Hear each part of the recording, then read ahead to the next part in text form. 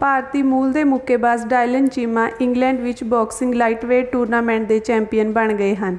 ਆਪਣੀ ਜਿੱਤ ਤੋਂ ਬਾਅਦ ਚੀਮਾ ਨੇ ਸਿੱਖਾਂ ਦੇ ਕੌਮੀ ਝੰਡੇ ਨੂੰ ਫੜ ਕੇ ਜਿੱਤ ਦਾ ਜਸ਼ਨ ਮਨਾਇਆ।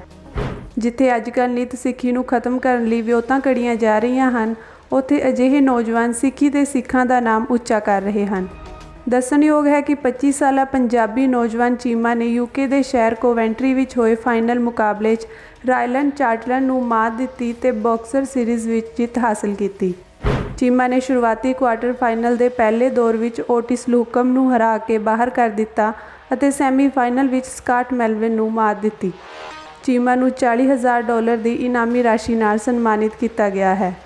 ਚੀਮਾ ਨੇ ਆਪਣੀ ਸ਼ਾਨਦਾਰ ਜਿੱਤ ਤੋਂ ਬਾਅਦ ਗੱਲ ਕਰਦੇ ਹੋਏ ਕਿਹਾ ਕਿ ਮੈਂ ਹਰ ਉਸ ਵਿਅਕਤੀ ਦਾ ਧੰਨਵਾਦੀ ਹਾਂ ਜੋ ਮੇਰੀ ਜਿੱਤ ਲਈ ਦੁਆਵਾਂ ਕਰ ਰਿਹਾ ਸੀ। ਚੀਮਾ ਨੇ ਕਿਹਾ ਕਿ ਇਹ ਸ਼ੁਰੂਆਤ ਹੈ, ਮੈਂ ਅੱਗੇ ਲਈ ਤਿਆਰ ਹਾਂ। ਉਹਨਾਂ ਨੇ ਕਿਹਾ ਕਿ ਮੇਰੇ ਕੋਲ ਇੱਕ ਚੰਗਾ ਮੈਨੇਜਰ ਅਤੇ ਇੱਕ ਚੰਗੀ ਟੀਮ ਹੈ ਜੋ ਮੇਰਾ ਮਾਰਗਦਰਸ਼ਨ ਕਰਦੇ ਹਨ।